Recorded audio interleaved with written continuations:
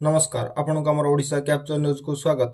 यह समय सबुठारु गुरुत्वपूर्ण खबर हेउची बंगोपसागर में सृष्टि होइथिबा झड़ मंथा आगामी 24 घंटा मध्य एक भयंकर बात्यारे परिणत हेबार आशंका रही। आंध्र प्रदेश और ओडिशा उपरे एहार बड़ विपद रही। संपूर्ण खबर जानिबा पई भिडियोटी को शेष पर्यंत देखंतु।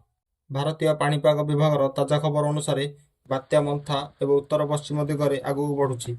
यह काली अक्टोबर 28 तारिख राति आंध्र प्रदेश काकीनाडा निकट में स्थलभाग छुईबार संभावना रही। बात्या स्थलभाग छुईबा समय पवनर बेग घंटा प्रति 90 रु 110 किलोमीटर पर्यंत रहीपे। यह एत बड़ पवन जे बड़ बड़ गछ और घर को बहुत क्षति करें। बात्या आंध्र रे लैंडफॉल कले ओडिशार अनेक जिला विशेषकर दक्षिण ओडिशा रे प्रबल वर्षा और पवन हेब। समुद्र बहुत अशांत रहीपरि ओडिशार 8टी जिला रेड वार्निंग जारी करा सेगुड़िक होउछि मालकानगिरी, कोरापुट, रायगड़ा, नवरंगपुर, गजपति, गंजाम, कंधमाल एवं कलाहांडी। यह जिलागुड़िक वर्षा एत अधिक हेब जे भूस्खलन आशंका रही। तेणु सरकार विपदपूर्ण स्थान में रोकथिबा लोकंकु सुरक्षित स्थान किंबा बात्या आश्रयस्थली को नेउछंती।